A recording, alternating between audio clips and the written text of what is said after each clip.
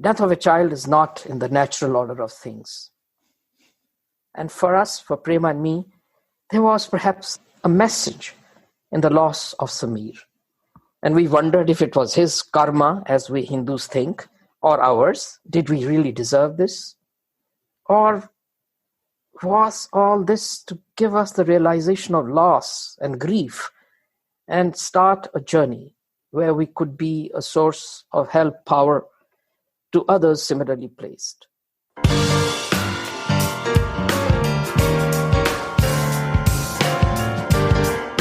Welcome to Heart with Anna.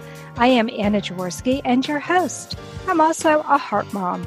My son Alexander was born with a complex congenital heart defect and has had 3 open heart surgeries. He is the reason I am the host of this program. I'm very excited about today's show to feature a special heart dad. Today's show is entitled Samir's Legacy, the Genesis Foundation helping children with heart defects in India. Jyoti Sagar and his wife Prema lost their son Samir, who was born on December 20th, 1983, to a congenital heart defect over 30 years ago.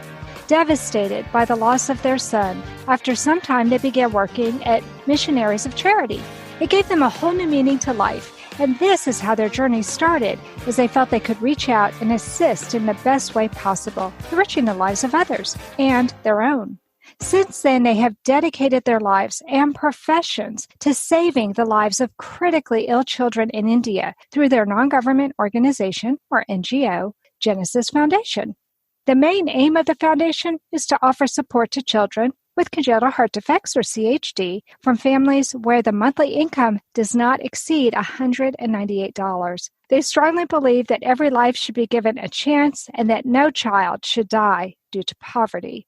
Welcome to Heart with Anna Jyoti Sagar. I'm delighted to be here with you, Anna. $198? That doesn't even seem possible. $198 roughly converts to 15,000 Indian rupees. So that's a very, very small amount even in our country. Yeah. There are people that are having to survive on that amount and then have a child with a heart defect. How can they afford medicine or surgeries or even the gas money to drive to the hospitals for their child to receive care? Yes, that is the question, indeed. Wow. Okay, well, we're going to get into that a little bit further into the show, but let's start by talking about your son. What was the name of your son's heart defect? Let me give you the context, Anna. We are talking about 37 years ago, and it had been a rather difficult pregnancy for us. Prema was confined to bed for almost 6 months, and she had a uterus prolapse. Samir was born in a small boutique clinic, at that time run by one of Delhi's leading gynecologists, and it was a C-section delivery. And when I look back, it strikes me that we were so poorly informed. Mm-hmm. We were never told by the clinic that Samir had been born with an APGAR score of just 2. Oh my goodness. We figured all this much later as we learned more about all this. Wow. Technically, that places the baby in acute distress and in need of immediate intervention. Yeah. And at that time, there were no specialist facilities available in Delhi for diagnosis or treatment of congenital heart defects. Within hours, Samir had turned blue, and he was rushed to what was then considered the best neonatal facility in Delhi. But they could not figure out what was wrong. Forget, there was no line of treatment. 16 hours after birth, Samir passed. Oh, this is what we were told. Convulsions leading to cardiorespiratory arrest. That was it.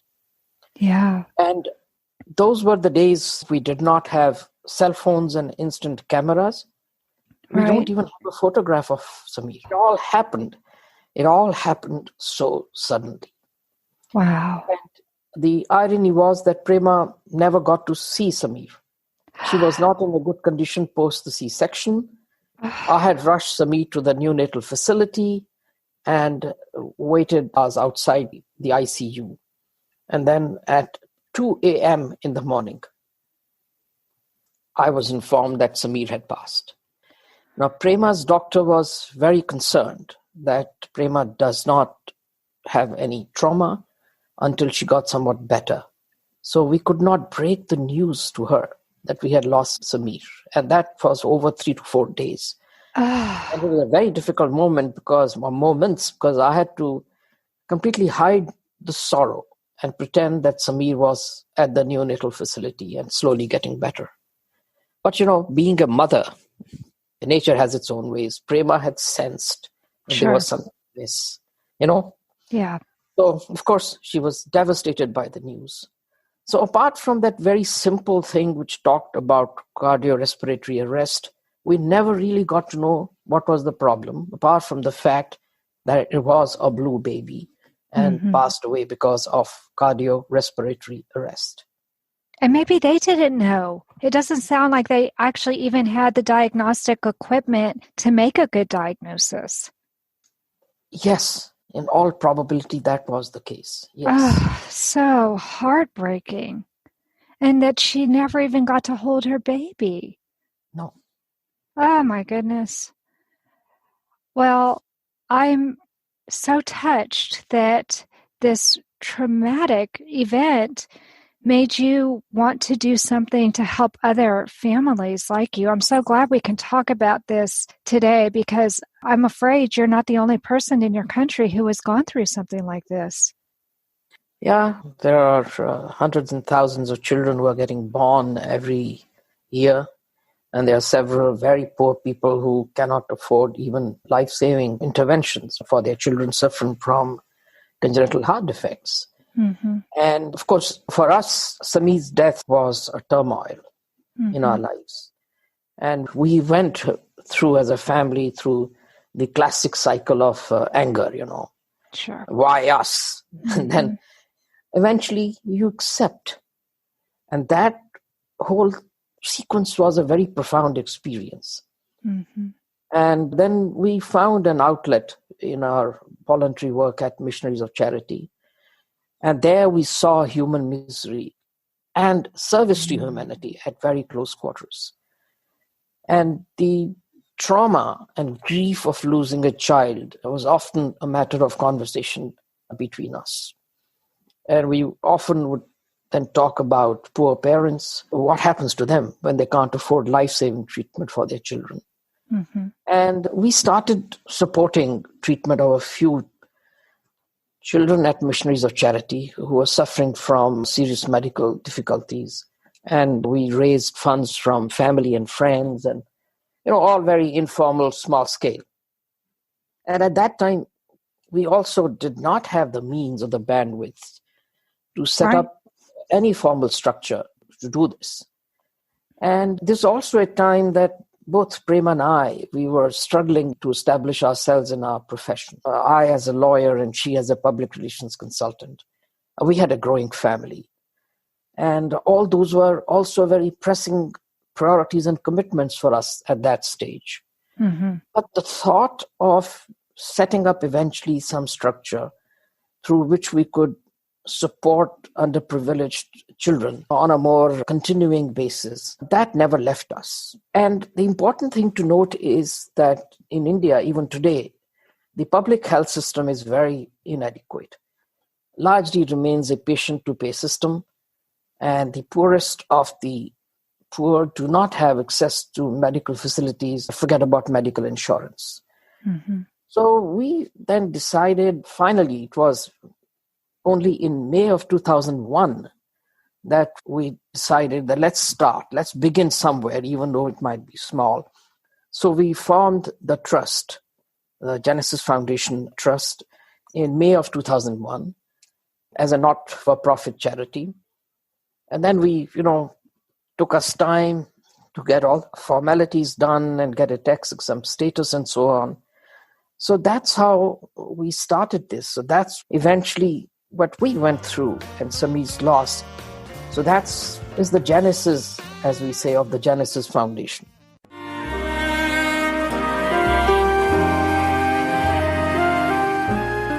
Home Tonight Forever by the Baby Blue Sound Collective.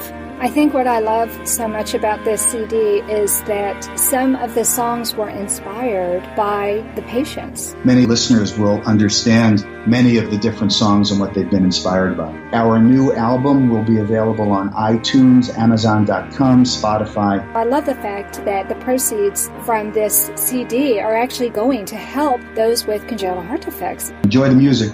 Home Tonight Forever.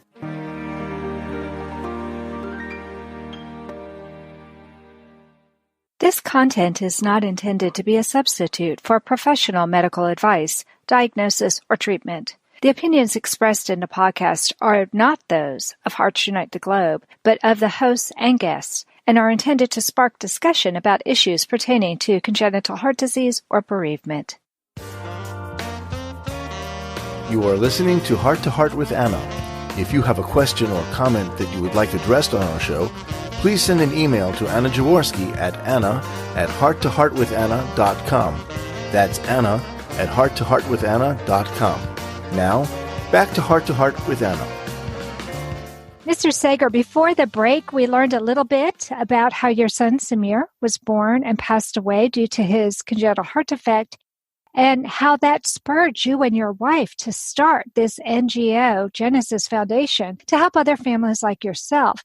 Can you tell me exactly what your charity does?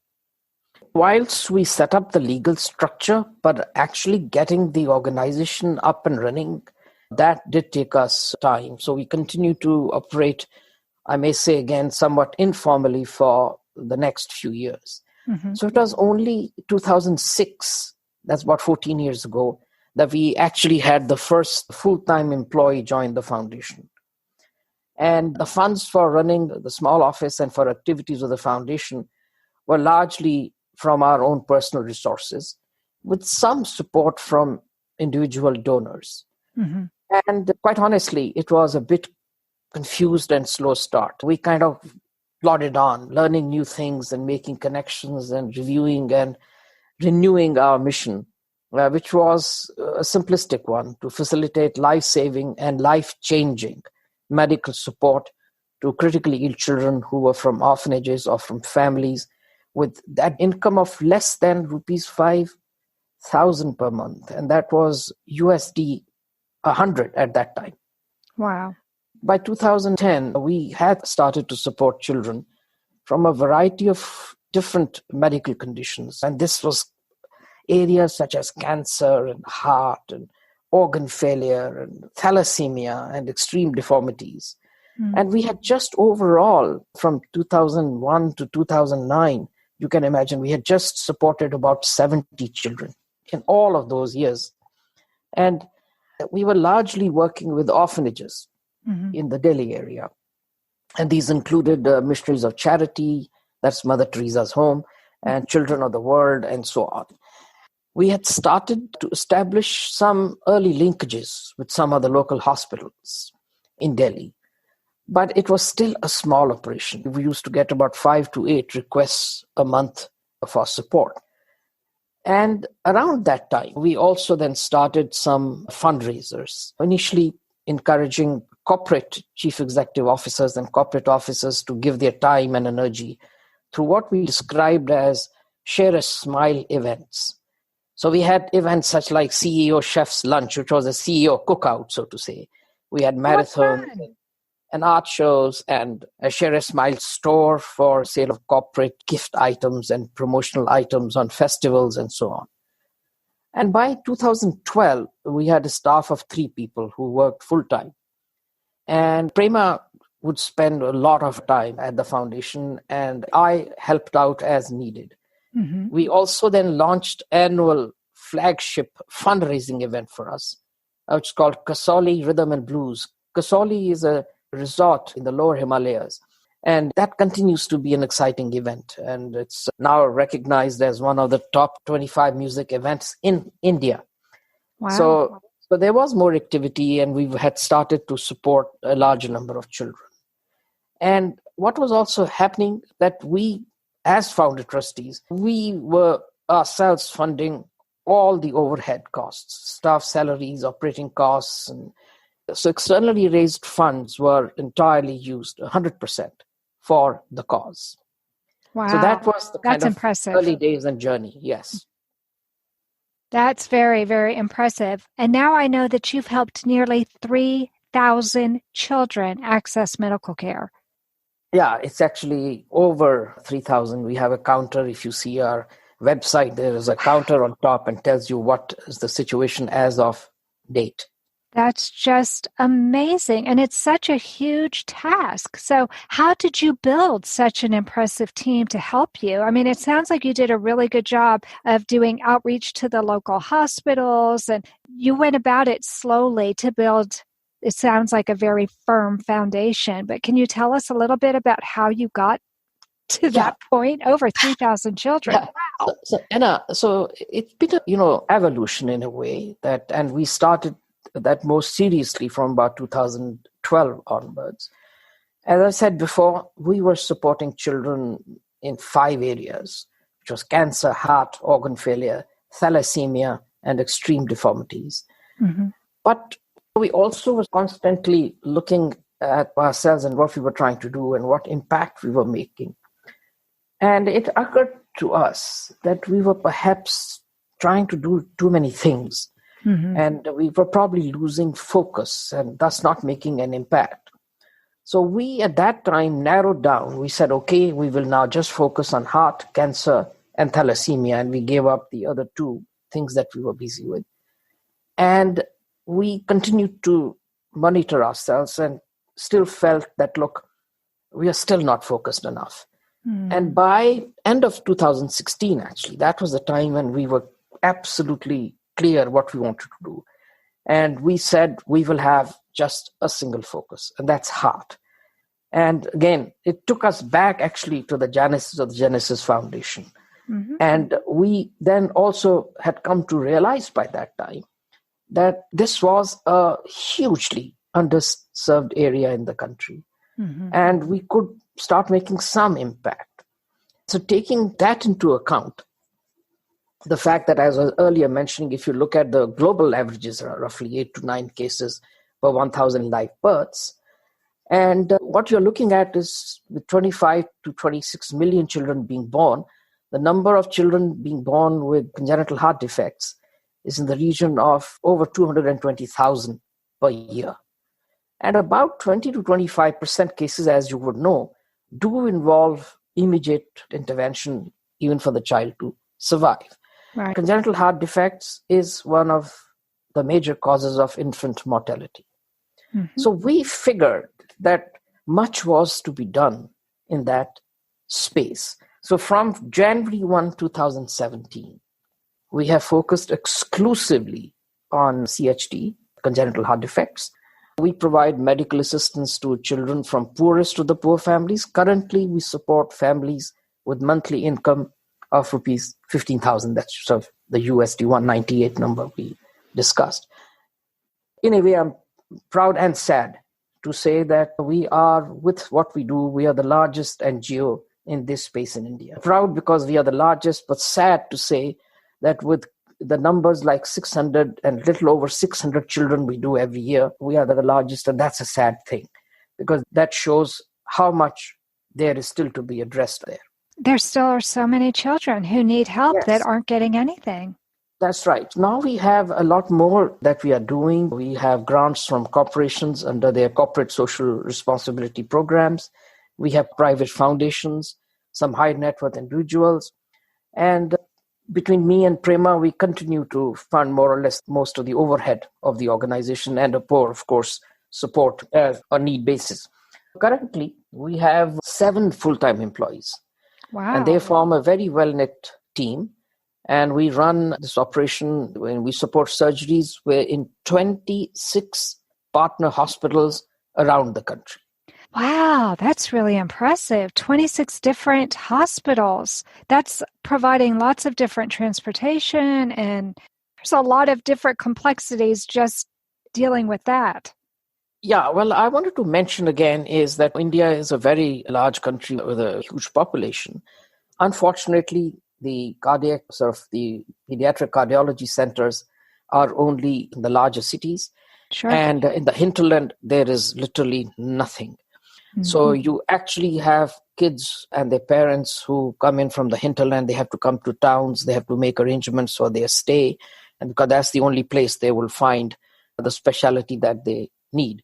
So it's quite a task. And several times we have to actually arrange at our own cost, so to say, ambulances to transport kids from where they live to the nearest center where we can help the child with intervention. Wow. Now, in the United States, we have Ronald McDonald houses or Fisher houses or places that provide low-cost housing for families who have children with cancer or heart defects. Is there anything like that in India? In several places, there are now those sorts of institutions which provide that. Quite a few of our partner hospitals, they do have facilities for such cases. But quite honestly, actually, if you drive down and go past a large hospital in Delhi or Mumbai or any of our larger cities, you will actually see people. It's true. You actually see people camping on the pavements. I'm sorry. You said you'll actually see people camping on the pavement. Oh my goodness. Whilst the child is in the hospital inside. Anna Jaworski has written several books to empower the congenital heart defect or CHD community. These books can be found at Amazon.com or at her website, www.babyheartspress.com. Her bestseller is The Heart of a Mother, an anthology of stories written by women for women in the CHD community. Anna's other books, My Brother Needs an Operation, The Heart of a Father, and Hypoplastic Left Heart Syndrome, a handbook for parents, will help you understand that you are not alone. Visit babyheartspress.com to find out more.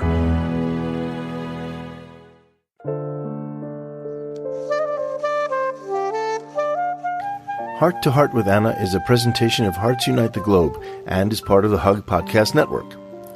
Hearts Unite the Globe is a non-profit organization devoted to providing resources to the congenital heart defect community to uplift, empower, and enrich the lives of our community members. If you would like access to free resources pertaining to the CHD community, please visit our website at www.congenitalheartdefects.com for information about CHD, the hospitals that treat children with CHD, summer camps for CHD survivors, and much, much more. Before the break, Mr. Sagar, we were talking about the condition that so many of the children in your country are having to go through, but the thought of parents having to camp out on the pavement in front of the hospital because there's no place for them to stay while their children are having surgery. Oh my goodness, I cannot even imagine that. Tell me how people can volunteer with your nonprofit, because I'm sure there will be some people who would like to offer some assistance. Yeah, there are diverse opportunities for volunteering. And one of the key areas is hospital visits and really hand-holding of affected families.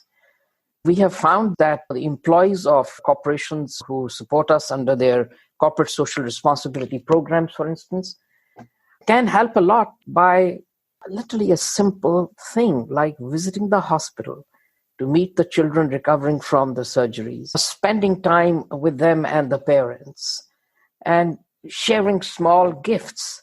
Mm-hmm. And really that we find for these poorest of the poor people, that simple gesture which provides hope and support to the families is huge.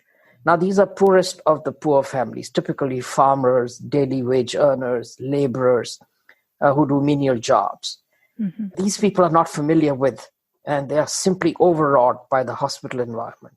Of course, they're probably overwhelmed. Spending time with them to share their concerns, giving encouragement and emotional support are such critical contributions that volunteers make. Also, one of the things that the foundation does is we coordinate with hospitals, the partner hospitals, to conduct diagnostic camps in the hinterland. Small towns and villages, mm-hmm. where we hold these diagnostic camps. In a district center, we will have a diagnostic camp where children from surrounding villages and from that district will actually come there to be diagnosed. And we require usually a lot of hands for holding those camps. There's a lot of groundwork needed. Sure. when we conduct those camps, and volunteers help and organize managing such camps. Unfortunately, this year, because of COVID, we have not been able to do much on the camp since March of this year. Right. But once this phase is over, we will be back with those activities. Right. Then apart from that, in our diverse fundraisers, volunteers play a very important role. We don't hire many outside agencies usually to do this, and the volunteers help us in doing that.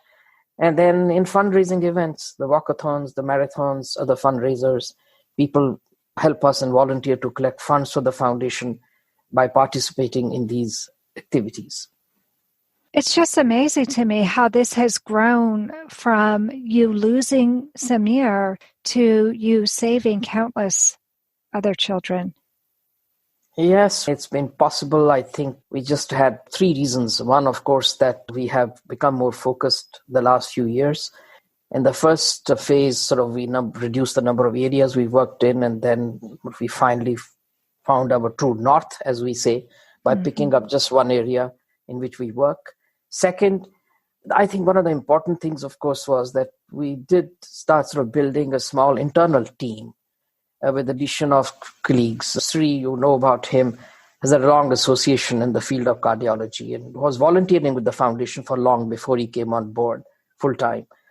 And others came on board over a period last 4 to 5 years. These include Simran, our daughter, who gave up corporate ambitions to come to the foundation. So she is now director of operations, manages and coordinates the activities. We have Aarti, who is assistant program officer. We have an administration officer. We have a person who handles finance. And we have Munisa, our latest colleague, who manages all of our social media, reach out and so on. And Dolly, who's been part of our team for many years. She handles all our events and she's part of the program implementation too. But the third thing is that we were able to build I would say, great productive coalition and collaboration with the hospitals around the country. Mm-hmm. Yeah. And that net curve gives us the opportunity. So Sure. We work with 26 hospitals now, very selective about the hospitals we choose to work with. And we have a very strong threshold criteria for choosing the hospitals. So even the doctors that we work with are not only good doctors, but they have great hearts. Yeah. So we are very clear about the kind of people or the type of people we'll work with. Mm-hmm. Private sector in India carries most of the burden on this because the public sector does not have the bandwidth to deal with this. Sure. So we are very lucky that we build relationships and trust with a number of great doctors, great institutions. We say they have hearts of gold. Yeah. And that has helped us enormously. So I'm happy to say last 4 years, we have supported, as I speak to you today, 1,926 children with congenital heart defects. Wow. And of the overall over 3,000, the heart cases are above 2,200. So for us, it gives us the results of the focus. Mm-hmm. Oh, it's so motivating to see that you're saving these children and that they're starting to do well. You're developing this amazing network with the hospitals and the doctors and the communities.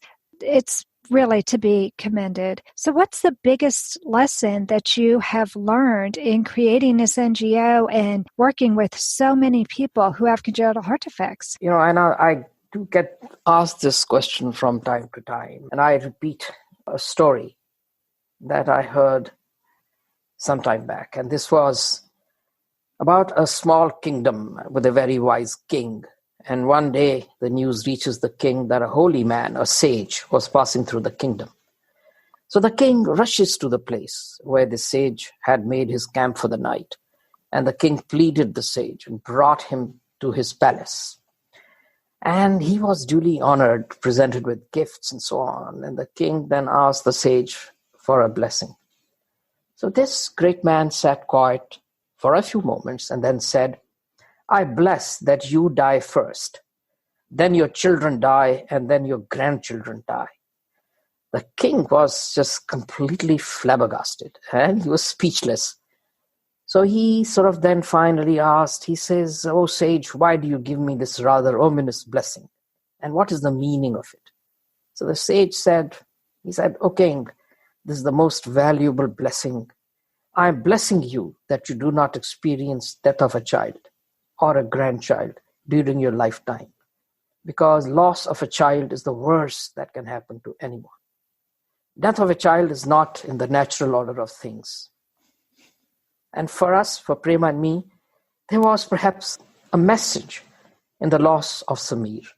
And we wondered if it was his karma, as we Hindus think, or ours. Did we really deserve this?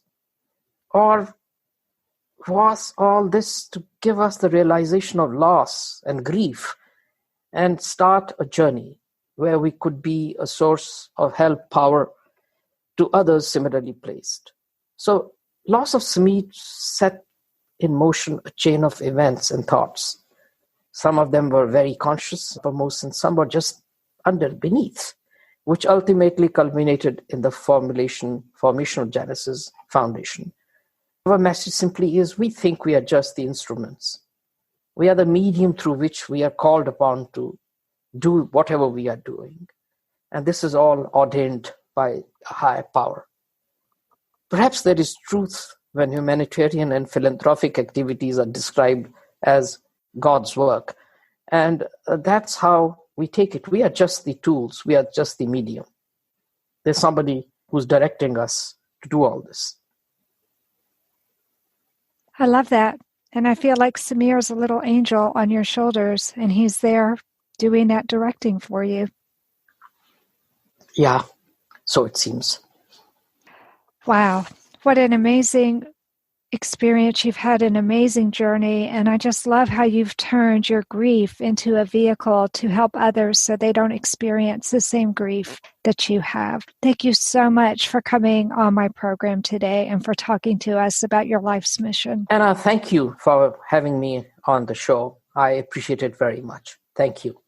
Well, it has definitely been my pleasure. That's all for today. If you enjoyed this episode of Heart to Heart with Anna, please take a moment and leave a review on whatever platform you use to listen to our show. And remember, my friends, you are not alone. Thank you again for joining us this week. We hope you have been inspired and empowered to become an advocate for the congenital heart defect community. Heart to Heart with Anna, with your host Anna Jaworski, can be heard every Tuesday at 12 noon Eastern Time.